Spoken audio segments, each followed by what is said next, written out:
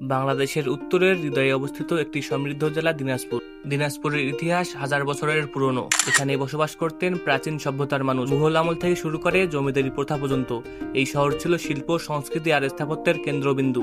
কান্তজির মন্দির, যা 18 শতকে নির্মিত, আজও আমাদের মনে করে দেয় সেই সময়কার কারুকার্যের অনন্য নিদর্শন। প্রতিটি দেয়াল জুড়ে টেরাকোটার গল্প যেন জীবন্ত ইতিহাসের ক্যানভাস। রামসাগর দিঘি দক্ষিণ এশিয়ার অন্যতম বৃহত্তম কৃত্রিম জলধার। নয়াবাদ মসজিদ কিংবা দিনাজপুরের রাজবাড়ি, প্রতিটি স্থাপনা ইতিহাসের সাক্ষী হয়ে দাঁড়িয়ে আছে। দিনাজপুরকে বলা হয় ধানের ভান্ডার। এই জেলার উর্বর মাটিতে জন্ম নেয় বাংলাদেশের সবচেয়ে উন্নত ধান ও চাল। ধানের ক্ষেতের পাশাপাশি ভুট্টা, গম, আখ ও আলু উৎপাদনেও দিনাজপুর শীর্ষে রয়েছে। বাংলাদেশে লিচুর নাম শুনলেই সবার আগে মনে আসে দিনাজপুরের কথা।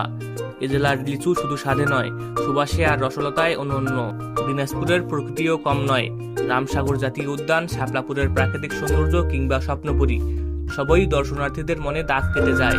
দিনাজপুরের মানুষের জীবনযাত্রা সরল ও অতিথিপরায়ণতায় ভরা। পহেলা বৈশাখ, নবান্ন উৎসব কিংবা গ্রামীণ মেলা, প্রতিটি অনুষ্ঠানে মানুষ মেতে ওঠে ঐতিহ্যের আনন্দে।